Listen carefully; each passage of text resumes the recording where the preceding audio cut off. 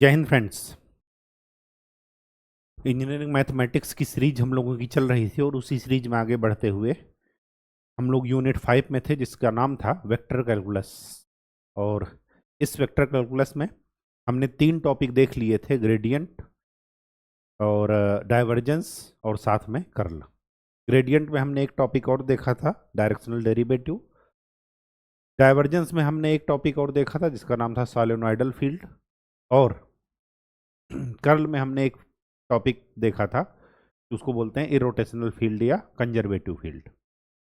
साथ में हमने कर्ल में एक चीज और देखी थी, वो था स्केलर फंक्शन, स्केलर पोटेंशियल। ठीक कैसे निकालते हैं वो भी मैंने आपको बता दिया था, दोनों तरीके आपको बता दिए थे। आज का जो हमारा टॉपिक है वो है लाइन इंटीग्रल। इंटीग्रेशन में आपको जैसे वेक्टर का डिफरेंशिएशन हमने पढ़ा वैसे ही वेक्टर का इंटीग्रेशन पढ़ना है, इंटीग्रेशन ऑफ वेक्टर्स।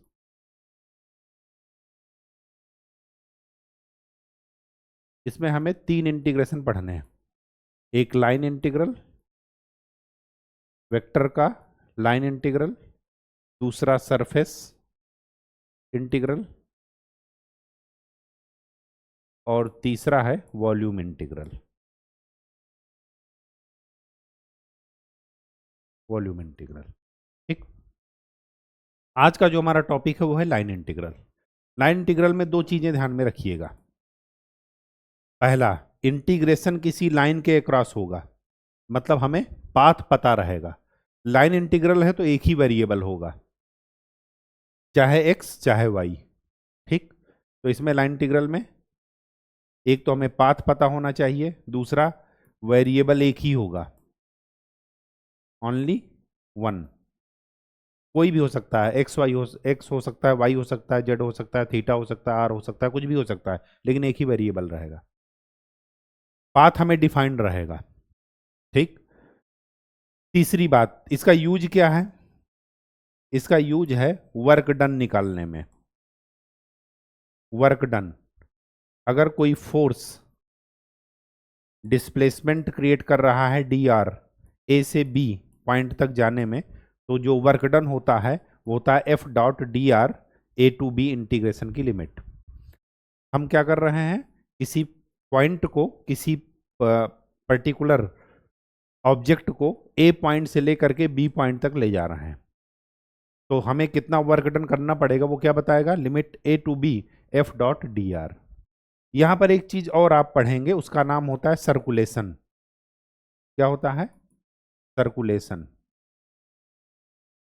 सर्कुलेशन किसे कहते हैं? सर्कुलेशन कहते हैं इफ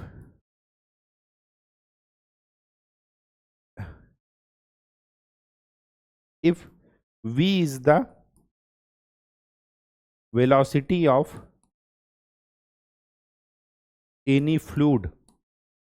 कोई फ्लूइड है, लिक्विड है, उसकी वेलोसिटी है v, तो circulation is represented as v dot D R. Circulation किसी पाथ के अलॉन्ग होगा, उस पाथ को बोल देते हैं c। इसका मतलब होता है क्लोज्ड इंटीग्रल। क्लोज्ड इंटीग्रल मतलब जिस पाथ में हम चल रहे हैं वो पाथ क्लोज है, कहने का ये मतलब है। और c क्या है? पाथ है। तो सर्कुलेशन वही है जिसको आप वर्क डन बोलते हैं। अगर सर्कुलेशन जीरो है, यहां पर लिख लीजिएगा, if circulation is zero, if circulation is zero मतलब अगर सर्कुलेशन जीरो है इसका मतलब वर्क डन क्या करना पड़ा? जीरो। इसका क्या मतलब है? इसका मतलब है कि फील्ड इज इररोटेशनल।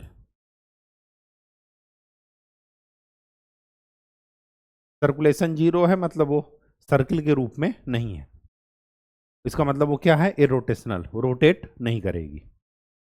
ठीक है, और मैंने आपको बताया इरोटेशनल फील्ड को कंजर्वेटिव फील्ड भी बोलते हैं, या एक ऐसी फील्ड बोलते हैं जिसमें कि हम ए से बी की तरफ अगर मूव करेंगे तो किस पाथ से जा रहे हैं वो पाथ इंडिपेंडेंट फंक्शन होता है। मतलब चाहे आप डायरेक्ट जाइए, घूम कर जाइए, उससे मतलब नहीं है, किसी भी पाथ से जाएंगे वैल्यू सेम आएगी। ऐसी फील्ड को कंजर्वेटिव फील्ड भी बोलते हैं, इरोटेशनल फील्ड भी बोलते हैं, ये कल मैंने आपको बता दिया था। ठीक है, इरोटेशनल, या इसी को लिख लीजिएगा कंजर्वेटिव।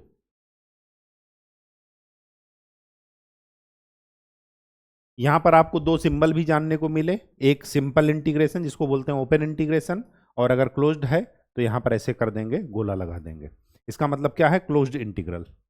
ठीक, क्लोज्ड मतलब कहने का मतलब है कि जैसे एक सर्किल, मतलब इनिशियल और फाइनल पॉइंट क्या है, एक ही है। ठीक है, चलिए अब सीधे चलते हैं कहां पर, सीधे एग्जाम्पल पर चलते हैं ताकि चीज़ें आपको क्लियर हों। मैथमेटिक्स में सबसे अच्छा तरीका है कि एग्जाम्पल से समझा जाए, फार्मूले कम से कम इस्तेमाल कीजिएगा। ठीक है, एग्जाम्पल से किया हुआ आपको ज़्यादा देर तक याद रहेगा। पहला क्वेश्चन ये है, if a force F is equal to this displaces a particle in the X Y plane from 0 0 to 1 4, किस कर्व के अलॉन्ग रिप्लेस कर रहा है, y is equal to 4x²। Find the work done. Work done क्या होता है, हमें direct पता है, F.dr। अभी हमें लिमिट नहीं लगाना है, लिमिट देखते हैं कब लगाना है। चलिए, सिंगल लाइन है, लाइन इंटीग्रल पढ़ रहे हैं तो हमें लिमिट एक की ही लगानी है, तो x की या y की। आगे देख लेते हैं क्या करना है। f की वैल्यू रखिए 2x² y i cap plus 3xy j cap dot dr की वैल्यू, r की वैल्यू क्या थी, x i cap y j cap और z k कैप। तो यहां पर क्या हो जाएगा, dx i cap, i cap पहले लिखिएगा, plus j cap dy plus k cap dz। ठीक, क्या हो जाएगा, i का i के साथ प्रोडक्ट dx² y, वो 2x² y dx plus 3xy dy। अब लिमिट क्या लगेगी, वो इस बात पर डिपेंड करेगा कि कर्व कैसा है। y इज इक्वल टू क्या है, 4x²। तो dy इज इक्वल टू क्या मिलेगा, डिफ्रेंशिएट कर दीजिए 8x dx। तो y की जगह तो ये रख दीजिए और dy की जगह ये रख दीजिए, यहां पर पुट कीजिए। y की जगह क्या रखना है, 4x², तो यहां पर क्या हो जाएगा 8x⁴ dx प्लस dy की जगह 8x, तो हो जाएगा 24x² dx। पूरा वेरिएबल x में चला गया और x की लिमिट देखिए कहां से कहां तक है, 0 0 से 1 4 इसमें मूव कर रहा, तो x की लिमिट कहां से कहां तक गई, 0 से 1 तक। इंटीग्रेट कर दीजिए तो क्या मिला, 8x⁵/5 plus 24x³ limit put कर दीजिए 0 से 1, इधर 0 से 1, तो क्या मिला 8/5 प्लस 24/3, 3 8 24, 8 45 8, 48/5।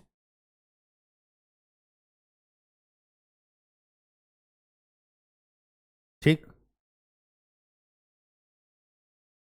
कितना आया, 1004.5। कहीं किसी दूसरे पॉइंट का आंसर तो नहीं लिख लिए, आंसर चेक कर लीजिएगा।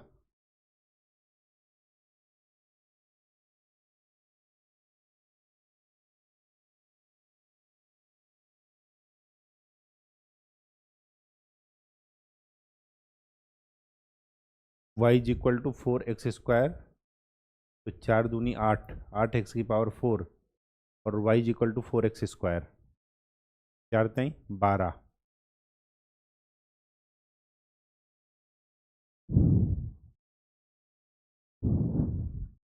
अच्छा, यहाँ पर गड़बड़ है, dy की जगह तो हमने ये लिखा और y की जगह भी तो लिखना है 4x², यहाँ पर y की जगह 4x², तो dy की जगह 8x dx, तो इनटू यहाँ पर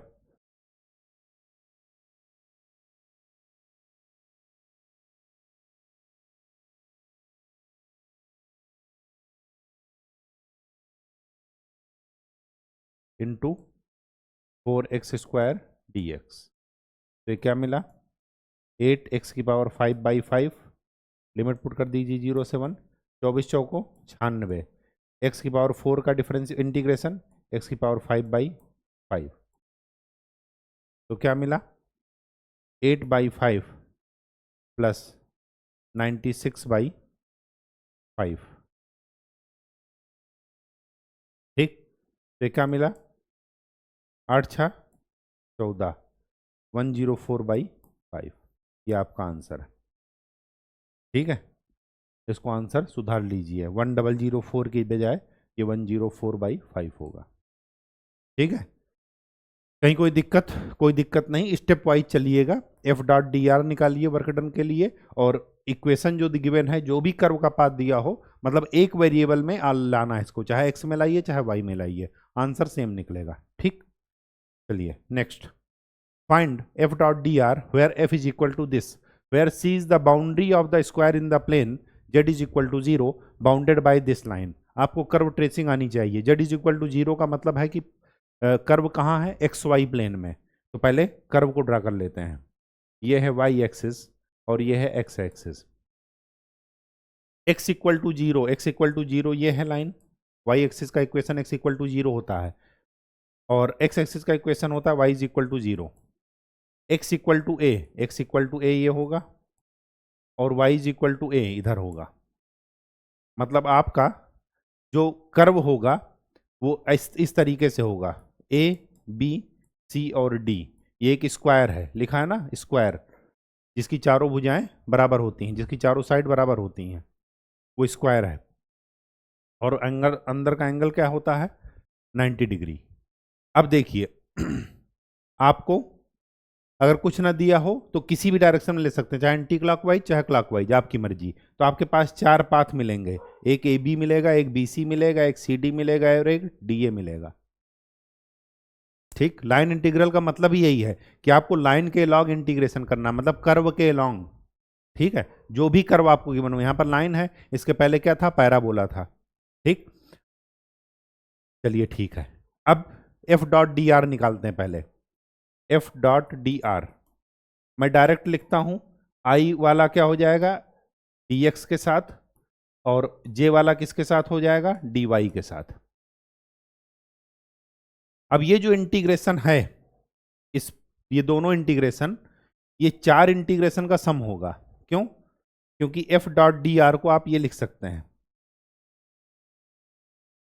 F.dr along the path AB plus F.dr along the path BC plus F.dr along the path CD plus F.dr along the path DA। अब F.dr की वैल्यू क्या है ये, अब इन अलग अलग पाथ पर F.dr की वैल्यू निकालना है हमें लिमिट एक ही पुट करना है, ठीक। चलिए इसके कोऑर्डिनेट बताइए, ए के कोऑर्डिनेट क्या हो जाएंगे 0 0, इस बी के कोऑर्डिनेट क्या होंगे, एक्स कोऑर्डिनेट यहाँ पर ए होगा, बी वो वाई कोऑर्डिनेट 0, सी के कोऑर्डिनेट क्या होंगे ए कॉमा ए, और डी के कोऑर्डिनेट क्या होंगे 0 कॉमा ए, ठीक। चलिए ए बी पाथ पर पहले देखते हैं, पहले इस वाले पाथ पर देखते हैं। ए बी पाथ पर क्या हो जाएगा, ए बी पाथ पर y इक्वल टू तो है 0, जब y इक्वल टू 0 है तो dy इज इक्वल टू 0, इसमें तो कोई दिक्कत है नहीं। y 0 है, dy 0 है, x कहां से कहां तक वेरी कर रहा है 0 से लेकर के a तक, पुट कर दीजिए। x वेरी कर रहा है 0 से a, x square dx, y की जगह 0 पुट करेंगे तो आ जाएगा 0। ये तो क्या था ए बी पाथ के लॉन्ग। जरा बीसी पाथ में देखिए, बीसी पाथ में x इक्वल टू क्या है a, जब x इक्वल टू a है तो dx इज इक्वल टू मिल जाएगा 0, क्योंकि डिफरेंशिएट करेंगे तो ये कांस्टेंट है। y कहां से कहां तक वेरी कर रहा है, y है 0 और यहां पर y क्या है a, तो y वेरी कर रहा है 0 टू a, तो ये बीच में प्लस लगा है, प्लस लगाए, एक्स स्क्वायर मतलब a का स्क्वायर, dx का मतलब 0 प्लस x की वैल्यू है a और y 0 से लेकर के a तक वेरी कर रहा है, dy और y। केवल हमने पुट कर दिया बस, जो जो हमें पता है जिस भी पाथ में। इसी तरह सी डी पाथ में, सी डी पाथ में देखिए, सी से डी के पाथ में y इज इक्वल टू है a, तो dy इज इक्वल टू क्या मिलेगा, 0। x कहां से कहां तक वेरी कर रहा है, x a से लेकर के 0 तक जा रहा है। देखिए डायरेक्शन बहुत इंपॉर्टेंट है, आपको अपर लिमिट लोअर लिमिट का ध्यान रखना पड़ेगा, कहां से कहां आप जा रहे हैं, उल्टा मत कर दीजिएगा। a से कहां जा रहे हैं, 0 जा रहे हैं, तो dy की वैल्यू 0 करेंगे, x square D x. X कहां से कहां तक वेरी कर रहा है, ए से लेकर के 0 तक, ठीक। dy वाला टर्म 0 हो जाएगा क्योंकि दिया ही है 0, प्लस dA वाले में देखिए यहां पर x इक्वल टू 0 है, तो dx is equal to 0। y कहां से कहां तक वेरी कर रहा है, a से लेकर के 0 आ रहा है, तो y कहां से कहां तक वेरी कर रहा है, a टू 0। पुट कर दीजिए, x 0 है तो ये तो हो जाएगा 0, प्लस ये भी हो जाएगा 0 क्योंकि x की वैल्यू है 0, कोई मतलब नहीं है इसका, ठीक। जरा देखते हैं क्या मिला। एक्स स्क्वायर का डिफरेंशिएशन वो integration X cube by 3, limit put कर दीजिए 0 से a, प्लस a कांस्टेंट है, y का integration Y square by 2, limit put कर दीजिए 0 से a, प्लस एक्स स्क्वायर का integration X cube by 3, limit put कर दीजिए a से 0। क्या मिला, a cube by 3 minus 0, plus a cube by 2 minus 0, plus 0 minus a cube by 3, ये और ये कैंसिल, क्या मिला आपका आंसर, क्या आया, a क्यूब बाई 2, ये आपका आंसर है। मैच कराइए अगर आंसर दिया हो तो, a क्यूब बाई 2। कहानी समझ में आ गई। कहानी बहुत ही आसान है, आसान तभी तक है जब आप कॉन्सेप्ट सीख लीजिए। अगर आपने कॉन्सेप्ट में कोई गलती की तो समझ जाइए कि हिसाब किताब गड़बड़ हो जाएगा। लाइन इंटीग्रल मतलब लाइन के अलॉन्ग चलना है, जो भी वैल्यू वेरिएबल दिए हों वेरिएबल की लिमिट ध्यान रखिए, वही वेरिएबल पुट करते जाइए, अपने आप निकलता चला जाएगा। थोड़ा सा पेशेंस चाहिए, क्वेश्चन लेंदी होते हैं लेकिन बहुत ही आसान होते हैं, ठीक है। Next, f is equal to this, find f dot D R along the path c। c में x is equal to 2t, y is equal to t, z is equal to t cube, जहां पर t 0 से 1 तक very कर रहा है। अब आपको पता है, क्या पता है कि अगर r मैं लिखता हूं तो लिखता हूं एक्स आई कैप प्लस वाई जे cap plus Z K cap. अब यहां पर एक्स वाई जेड वेरिएबल नहीं है, यहां पर कौन है, सब कुछ टी में चला जाएगा, तो क्वेश्चन का अप्रोच वही रहेगा, बस लिमिट किसकी रहेगी, टी की। चलिए एफ डॉट डी आर निकालते हैं इंटीग्रेशन, तो मैं क्या लिखूं, एफ डॉट डी आर में 2y plus 3 dx plus X Z D Y.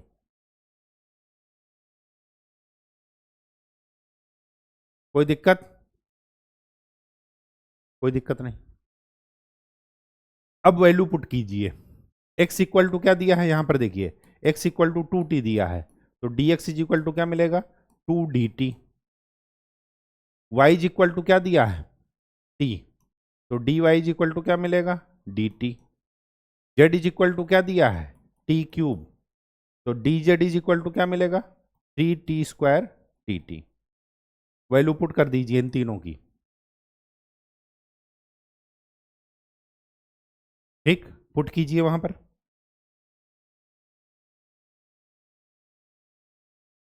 2y 2t plus 3, dx की value 2 dt plus x,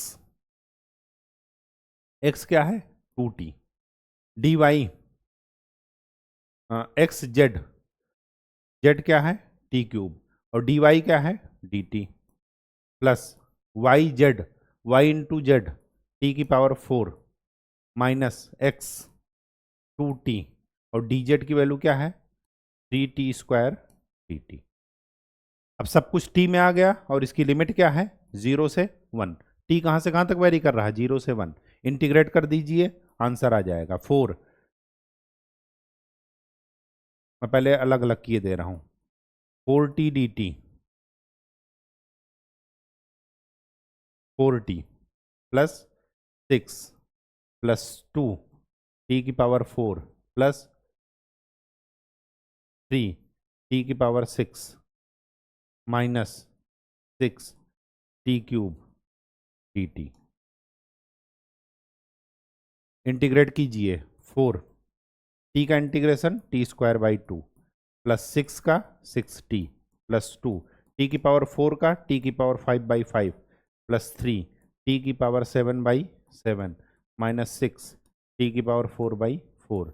limit put कर दीजिए 0 से 1, upper limit minus lower limit, तो क्या आ जाएगा 2 plus 6 plus 2 by 5 plus 3 by 7 minus 3 by 2।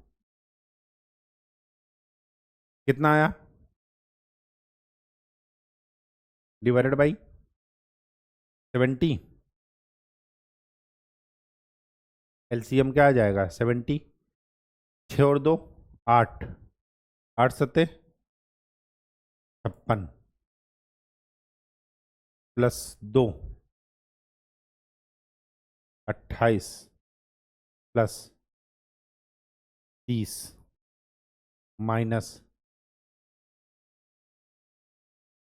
5। ये कितना आएगा 8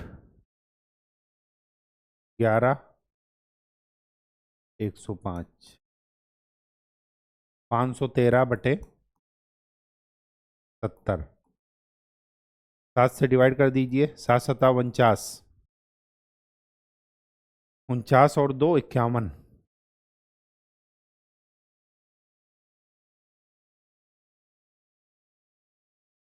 ठीक है पॉइंट। अच्छा ये एक जीरो और है,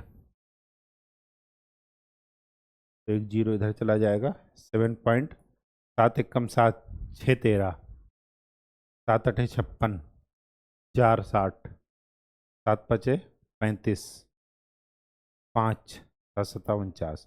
ऐसा कुछ आएगा आंसर आपका, देख लीजिएगा अगर ऐसा दिया है तो ठीक है। 3285 7.3285। ये जरा कैलकुलेशन एक बार चेक कर लीजिएगा, चाहे वो आए चाहे ये आए देख लीजिएगा। ठीक है तरीका मैंने बता दिया। Next a is equal to this, find a dot D R from this point to this point. यहां पर भी कर्व दिया गया है c, यहां पर x equal to this, y is equal to this, z is equal to this. तरीका वही है जैसे लास्ट क्वेश्चन में किए। चलिए स्टार्ट करते हैं। तो a डॉट डी आर क्या मिलेगा, मिलेगा 3x square plus 6y dx plus plus नहीं minus 14yz dy plus 20xz square dz। Value देखिए x इक्वल टू टी, इसका मतलब dx equal to D T, Y is equal to T square मतलब D Y is equal to 2t dt, z is equal to T cube, तो D Z is equal to 3t square D T. Last वाले question में तो गलती कुछ नहीं हुई थी, 2t था ना, हाँ x इक्वल टू 2, ठीक। चलिए यहाँ पर वैल्यू रख दीजिए। अब देखिए x भी 0 है, y भी 0 है, z भी 0 है। यहाँ पर x भी 1 है, y भी 1 है, z भी 1 है। तो इसका मतलब ये हुआ जब हम x की वैल्यू यहाँ पर 0 रखेंगे तो t की वैल्यू क्या मिलेगी 0, x की वैल्यू 1 रखेंगे तो t की वैल्यू क्या मिलेगी 1। मतलब जो आपका t है वो कहाँ से कहाँ तक वेरी कर रहा है, 0 से लेकर के 1 तक। यहाँ पर देखिए तो 0 से 1 3, एक्स स्क्वायर, एक्स की वैल्यू क्या है t, तो क्या हो जाएगा T square plus 6 Y, Y क्या है टी स्क्वायर, डी एक्स की जगह डी टी। बस वैल्यू रखते जाइए, कुछ मतलब एडिशनल काम नहीं करना है। 14 Y T square, Z T cube, D Y 2t dt, limit 0 से 1, plus 20 X T, Z square T की power 6 D Z 3t square D T, 0 से 1। यहाँ पर क्या आ जाएगा, 6 3 9, 9t स्क्वायर, तो 9t स्क्वायर का मतलब क्या हो गया, इंटीग्रेशन 9t³/3, लिमिट 0 से 1, माइनस 14 दूनी 28, ये कितना हो गया, t की पावर 6, t की पावर 6 का इंटीग्रेशन t की पावर 7/7, लिमिट 0 से 1, प्लस 20 त्याई 60, t की पावर 9, t की पावर 9 का इंटीग्रेशन t की पावर 10/10, लिमिट 0 से 1, तो ये कितना हो गया, 3 त्रिक का 9, ये हो गया 3, 7 चौके 28, 4 और 10 छक्के 60, ये कितना हो गया, 6 3 9, 9 माइनस 4 गए 5, ये आपका आंसर है। देखिए आंसर आया 5, ये आंसर है 5। कोई दिक्कत, कोई दिक्कत नहीं, क्योंकि कॉन्सेप्ट क्लियर है। यहाँ पर कॉन्सेप्ट में डाउट होगा वहीं पर दिक्कत आएगी।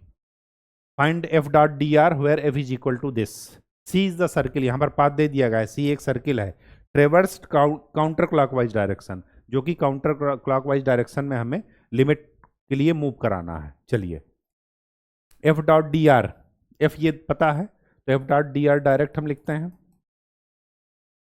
तो क्या मिलेगा, Y D X minus X D Y divided by X square plus Y square. अब इसका हमें इंटीग्रेशन करना है। अब ध्यान से देखिए, जब भी सर्किल होता था तो हम क्या कर लगाते थे, चेंज ऑफ वेरिएबल वाला मेथड लगा दीजिए, मतलब x को क्या मान लीजिए, x is equal to R cos theta. यहां पर r क्या है, इसकी सर्किल की रेडियस, रेडियस क्या है 1, तो x इक्वल टू क्या मानेंगे, क्योंकि r इज इक्वल टू 1, तो x इक्वल टू क्या मानेंगे, कॉस थीटा, और y इज इक्वल टू क्या मानेंगे, साइन थीटा। अब देखिए x अगर कॉस थीटा है तो dx क्या हो जाएगा, कॉस थीटा का differentiation minus sine theta D theta, और y अगर साइन थीटा है तो dy इज इक्वल टू क्या मिलेगा, साइन थीटा का differentiation cos theta D theta. ये अपान में नहीं है, ध्यान में रखिएगा, ये अपान नहीं लगाए हैं, बस अलग अलग एरो दिखाए हैं। यहां पर वैल्यू पुट कर दीजिए। अच्छा, थीटा की लिमिट क्या है, इस सर्किल में अगर मैं इस सर्किल को ड्रा करूं तो इसका सेंटर होगा ओरिजिन, रेडियस होगी 1, रेडियस होगी 1। अब इस सर्किट में, इस सर्किल में थीटा कहां से कहां तक वेरी कर रहा है, 0 से लेकर के पूरा 360 डिग्री, तो 0 से 2 पाई, लिमिट y की वैल्यू, y क्या है, sine theta, dx minus sine theta D theta, minus x cos theta, dy की value cos theta D theta, divided by X square की value cos square theta, plus Y square की value sine square theta. ये दोनों मिल करके क्या बन जाएंगे, 1। तो ये क्या लिखा है, माइनस कॉमन ले लीजिए, 0 से 2 पाई, ये लिखा है क्या, sign square theta plus cos square theta D theta, ये भी क्या बन गया 1, माइनस बाहर डी थीटा, लिमिट 0 से 2 पाई, थीटा का इंटीग्रेशन कीजिए, डी थीटा का, थीटा लिमिट 0 से 2 पाई, तो कितना हो गया, -2 पाई। ये आपका आंसर है। देखिए कितनी आसानी से सॉल्व हो गया, हमने अपने पढ़े हुए मेथड को ही अप्लाई किया। आंसर क्या है, -2 पाई। चेंज ऑफ वेरिएबल हम पढ़े थे, जब भी मैंने बताया था एक्स स्क्वायर वाई स्क्वायर के टर्म आए, हमेशा एक्स को आर कास थीटा या ए कास थीटा जो भी आप कहिए उसमें रिप्लेस करके आप निकाल सकते हैं आसानी से इंटीग्रेशन। चलिए most important question, so that vector field this is conservative, मतलब हमें इसका कर्ल क्या निकालना है, 0। अगर कर्ल 0 आ जाता है तो इसका मतलब कि ये कंजर्वेटिव फील्ड है। कर्ल 0 निकालूं या कल के लेक्चर से आप निकाल लेंगे, चलिए निकाल लेते हैं। डेल क्रॉस एफ वैल्यू निकालते हैं, आई कैप जे कैप के cap, del by del x, del by del Y, del by del Z. क्या है यहाँ पर? 2x Y square plus Z cube, 2x square Y, 3x square Z square. ठीक, I cap direct मैं कर रहा हूं इसको, y के रिस्पेक्ट में डिफरेंशिएशन 0, z के रिस्पेक्ट में डिफरेंशिएशन 0, माइनस जे कैप, x के रिस्पेक्ट में differentiation 6x Z square, minus z के रिस्पेक्ट में यहां पर डिफरेंशिएशन 6x जेड स्क्वायर, ये और ये कैंसिल, प्लस के कैप, x के रिस्पेक्ट में डिफरेंशिएशन 4xy, माइनस y के रिस्पेक्ट में डिफरेंशिएशन 4xy, ये और ये कैंसिल। क्या आ गया? 0। जब 0 आ गया it means this field is conservative. अब आगे पढ़ते हैं। Find scalar potential. Scalar potential आपको निकालना पता था। क्या था scalar potential? Phi is equal to F dot D R. इसी स्केलर पोटेंशियल को देखने से आपको पता चल रहा है कि स्केलर पोटेंशियल और कुछ नहीं है, वो क्या है? वर्क डन है। वर्क डन यही तो होता है ना, तो स्केलर पोटेंशियल को ही वर्क डन का कहते हैं। और वर्क हमेशा क्या होता है? स्केलर क्वांटिटी होती है, वो वेक्टर क्वांटिटी नहीं होती। तो इसका स्केलर पोटेंशियल निकालिए, तो एफ डॉट डी आर क्या आ जाएगा? 2x Y square plus Z cube D X plus 2x square Y D Y plus 3x square Z square D Z. Direct integration कर दें कांस्टेंट मानते हुए। x के रिस्पेक्ट में करेंगे तो x को ही देखेंगे, बाकी सब कांस्टेंट है। तो x का डिफरेंस इंटीग्रेशन क्या हो जाएगा? एक्स स्क्वायर बाई 2, तो 2x स्क्वायर बाई 2, बाकी तो कांस्टेंट है, प्लस y के रिस्पेक्ट में इसको करेंगे तो क्या मिलेगा? X square Y square by 2। Z के रिस्पेक्ट में इसको करेंगे तो क्या मिलेगा? 3x square Z cube by 3। 3 से 3 कैंसिल, 2 से 2 कैंसिल, 2 से 2 कैंसिल। एक ही टर्म को एक ही बार लिखना है, ये ध्यान रखिएगा। तो ये क्या मिलेगा? X square Y square plus X square Z square. X square Y square लिख चुके तो ये नहीं लिखेंगे, plus X square Z cube. देखिए स्केलर पोटेंशियल का आंसर यही आया है। अभी नहीं बताया, इसमें आंसर नहीं दिया है। चलिए आगे देखते हैं क्या कह रहा है। Work done in a moving particle from this to this. अब ये क्या है? स्केलर पोटेंशियल जो हमने निकाला, ये कुछ नहीं है, ये कुछ नहीं है, ये क्या है? वर्क डन है। अब ये वर्क डन रैंडम है। रैंडम का मतलब एक्स वाई जेड के टर्म में। अगर हमें स्पेसिफिक निकालना है कि इस पॉइंट से लेकर इस पॉइंट तक, तो वर्क डन क्या हो जाएगा?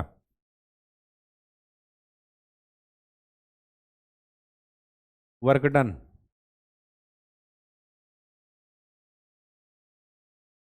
Is equal to phi of, कहां से कहां तक निकालना है? -1 2 1 से 2 3 4।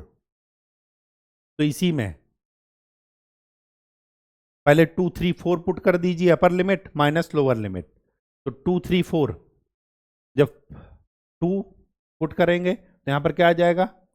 4।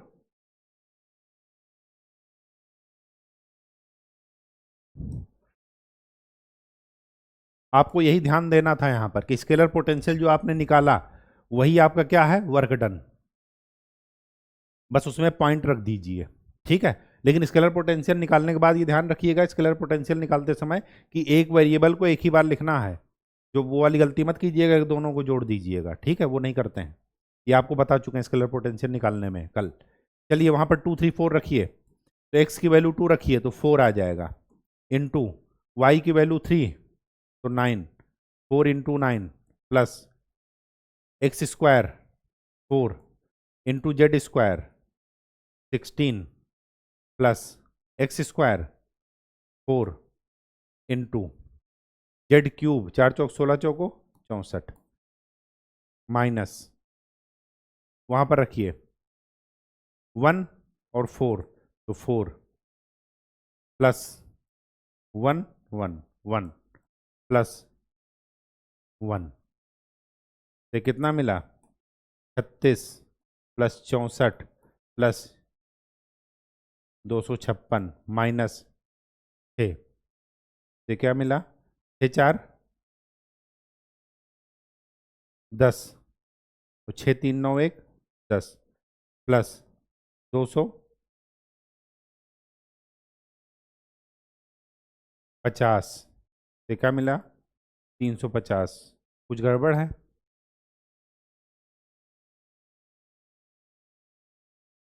कहीं कुछ गड़बड़ हो गया क्या?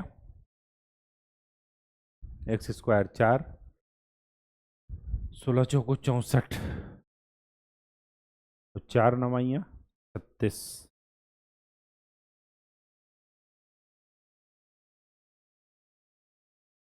X square Y square plus X square Z square,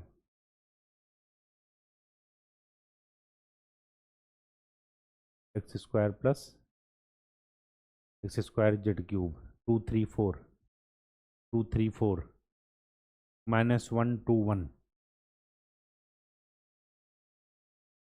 1 2 1।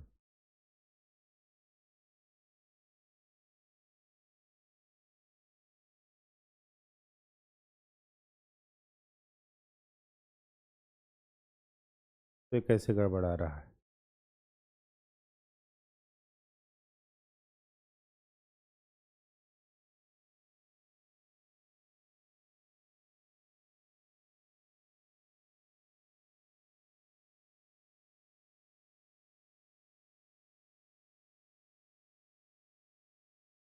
तीन सौ पचास।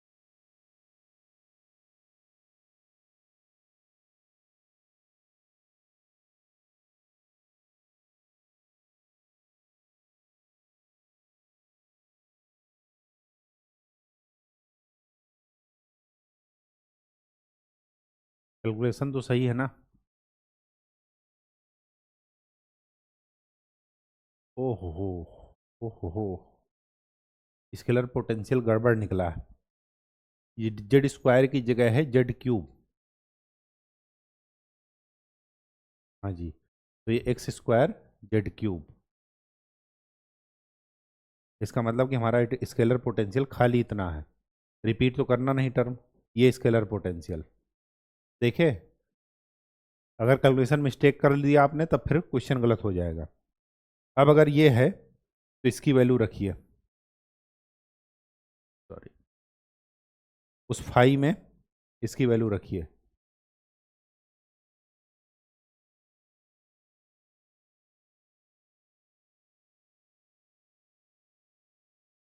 2 3 4, 2 4 9 36 प्लस 4 64 माइनस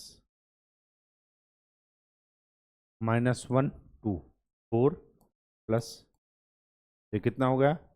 36 और 256 -5, 36 प्लस 251, यही मिलेगा।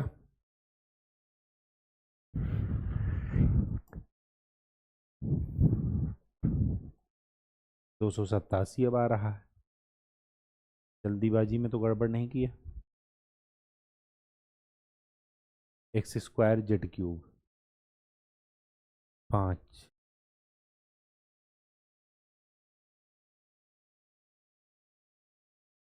अब क्या गड़बड़ कर दिए? X square Y square x square Z cube, X square Y square x square Z cube, 2 3 4, 2 3, 4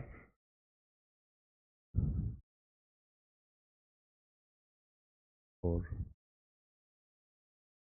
1 × 4 4 और 1 ×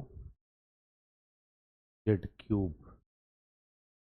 1, 5 6 12, 5 3 8 1 9। ये 291 कैसे आ रहा है? 291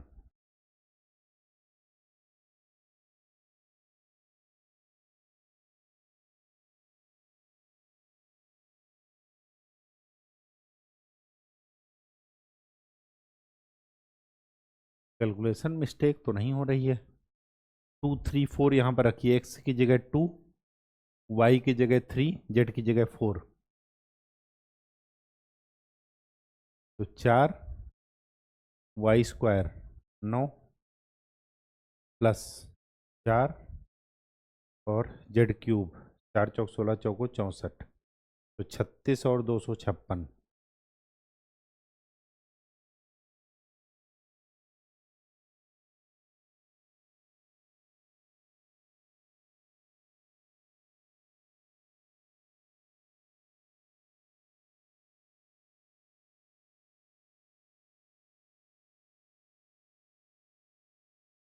कैलकुलेशन चेक कर लीजिएगा, बाकी प्रोसेस तो हो सकता है आंसर ही गलत हो। ठीक है, क्योंकि मैंने सॉल्व नहीं किया था, जो आंसर से मैंने देखा था कि हाँ ये आएगा, तो इस वजह से मैंने लिख दिया था। एक बार चेक कर लीजिएगा, प्रोसेस यही है कि क्या है। ठीक है,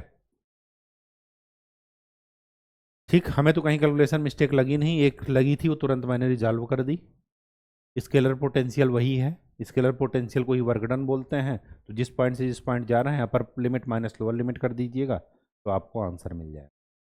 ठीक है, चलिए next. F is equal to this, evaluate line integral over a circular path. अब ध्यान से देखिए, जब भी सर्कुलर पाथ आए तुरंत एफ डॉट डी आर, तो क्या हो जाएगा, sine Y D X plus X 1 + cos x dy। जब भी सर्कुलर पाथ आए तुरंत अलर्ट हो जाइए, x equal to A cos theta और y is equal to A sine theta. जहां पर a क्या है, सर्किल की रेडियस, सर्किल की रेडियस। अब x अगर ए कॉस थीटा है तो dx इज इक्वल टू क्या मिलेगा, minus A sine theta D theta. y is equal to A sine theta है तो dy इज इक्वल टू क्या मिलेगा, A cos theta D theta. Put कर दीजिए वहां पर। अब खाली थीटा बचेगा, और सर्किल में थीटा कहां से कहां तक वेरी कर रहा है, 0 से 2 पाई, 0 से 360 डिग्री, तभी तो एक सर्किल बनेगा। ठीक, साइन वाई, वाई की value a sine theta, a sine theta, d x की value a cos theta, oh sorry minus A sine theta,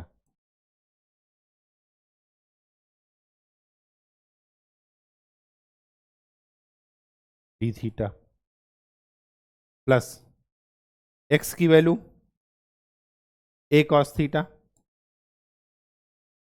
into 1 + cos a cos theta, और इंटू डी वाई की value a cos theta D theta. Limit 0 से 2 पाई।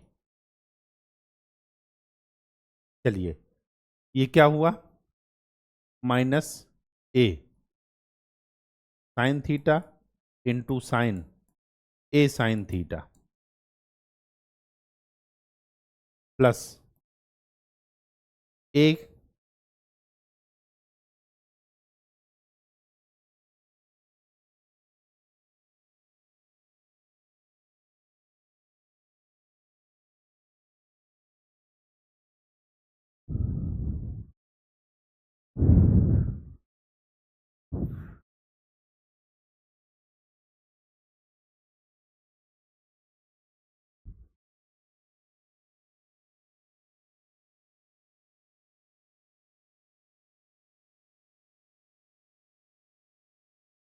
Sign Y D x, हाँ Y की value है ए sine theta. ठीक है, minus ए sine theta हो गया डी एक्स की जगह। ठीक, एक्स की जगह ए कॉस थीटा हो गया, 1 + cos a cos theta D theta. ठीक, तो ये क्या हो जाएगा, a square cos square theta plus A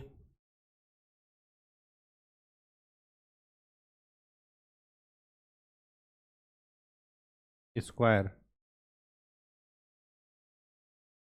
cos square theta into cos a cos theta D theta.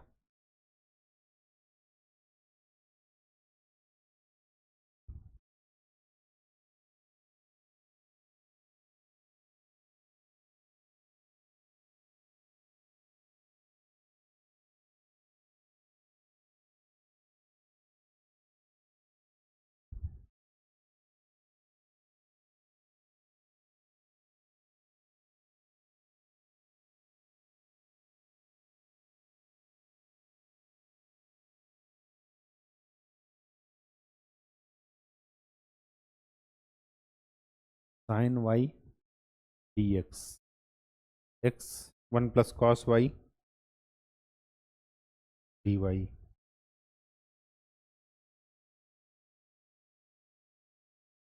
गड़बड़ कहाँ हो गई? X equal to A cos theta,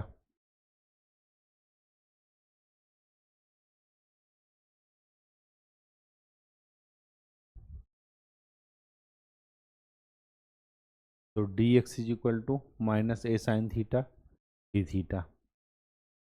यहाँ तक तो सही है। ए cos theta D Y A cos theta.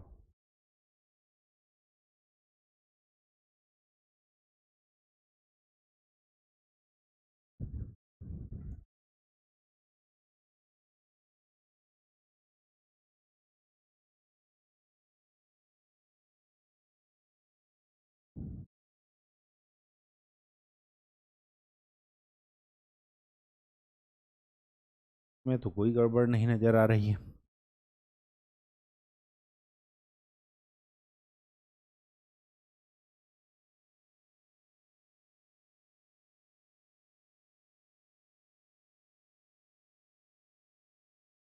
A cos theta a sine theta, अगर ऐसा है तब भी कोई दिक्कत नहीं है।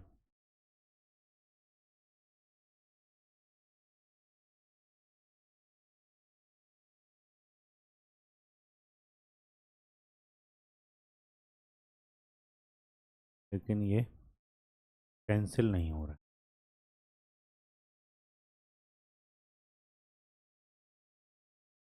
कैंसिल नहीं हो रहा है तब दिक्कत है।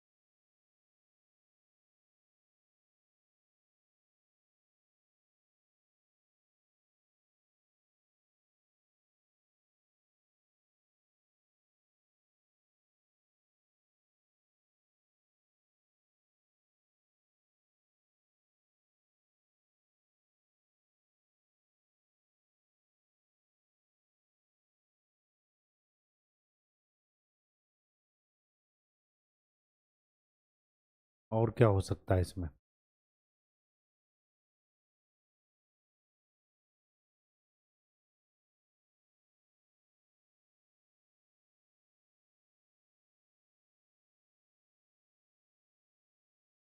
और कोई सलूशन तो नजर आ नहीं रहा है।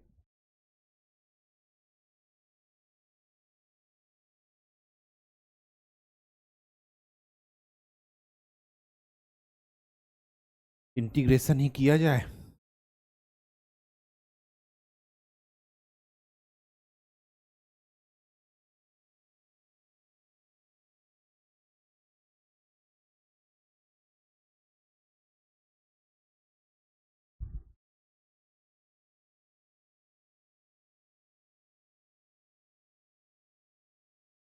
रुकिए थोड़ा एक बार ट्राई करते हैं, इसमें अभी थोड़ी देर बाद आते हैं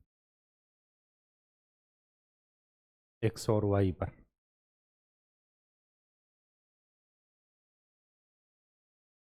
यहाँ पर दिक्कत इस वजह से आ रही है क्योंकि एक्स स्क्वायर और वाई स्क्वायर नहीं है। इसको ऐसे ही इंटीग्रेट करके देखते हैं। साइन वाई का इंटीग्रेशन वो एक्स के रिस्पेक्ट में तो ये हो जाएगा एक्स साइन वाई, तो कांस्टेंट हो जाएगा X sine Y plus X Y plus X cos X Y.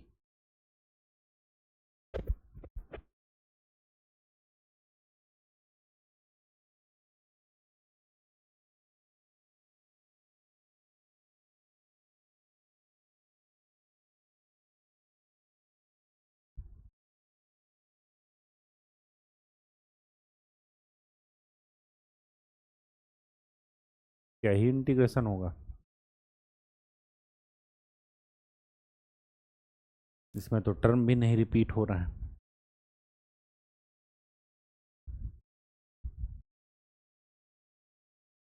कुछ तो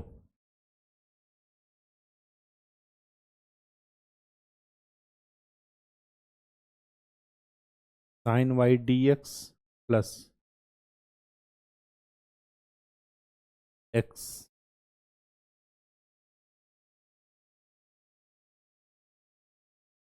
D Y plus X cos X D Y.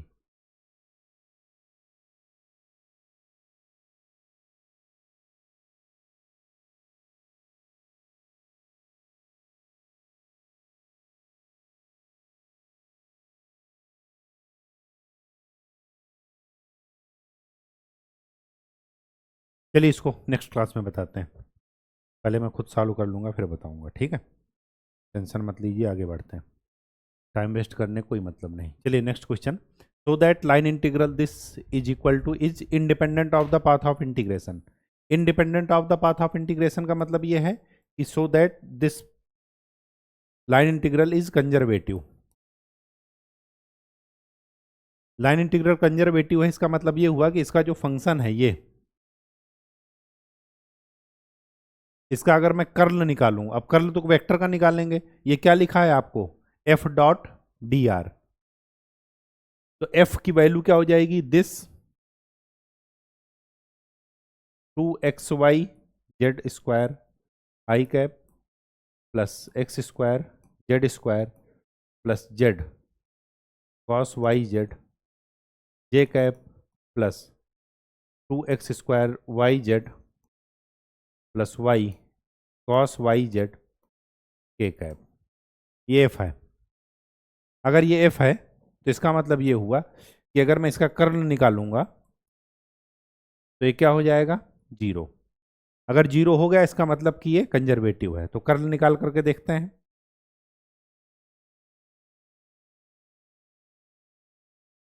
आई कैप जे कैप के cap del by del x del by del Y del by del z 2xy Z square x square Z square plus Z cos Y z, z ही है ना। हाँ। हम्म। और इधर 2x square Y Z plus Y cos Y z. चलिए open कीजिए इसको, आई कैप वाई के रिस्पेक्ट में इसको डिफ्रेंशिएट कर दीजिए, तो 2 एक्स स्क्वायर जेड प्लस इसका वाई के रिस्पेक्ट में डिफ्रेंसिएशन क्या हो जाएगा, Y minus sine Y Z into Z plus cos Y Z. ठीक है, क्यों? क्योंकि इसमें u इंटू वी का फार्मूला लगेगा, माइनस इसको जेड के रिस्पेक्ट में कीजिए, तो जेड के रिस्पेक्ट में करेंगे तो क्या मिलेगा, 2x² जेड। अब यहाँ पर जेड u इंटू वी का फार्मूला लगाइए, प्लस जेड कॉस का differentiation minus sine Y Z into Y plus cos Y Z.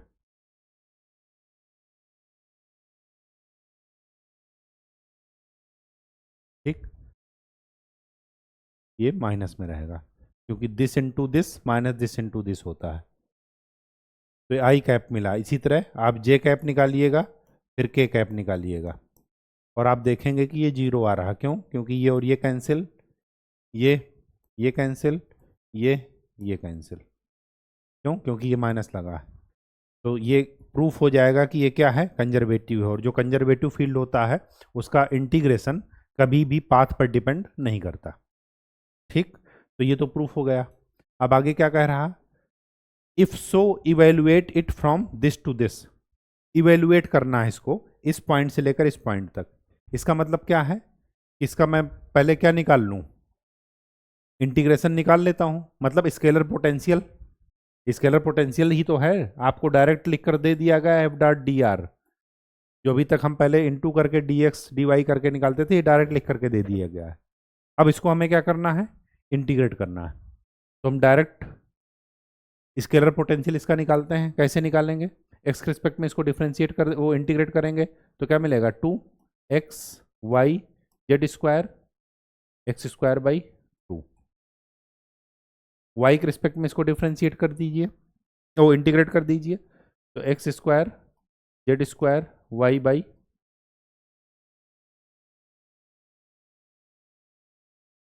Y plus Z cos का integration sine Y Z by z. ठीक, constant वहाँ पर क्या हो जाता है, डिफरेंशिएशन में इनटू में आ जाता है, यहाँ पर कांस्टेंट डेरिवे मतलब डिनोमिनेटर में आ जाएगा। इसको जेड के रिस्पेक्ट में करेंगे तो 2x square Y Z square by 2 plus Y sine Y Z by Y.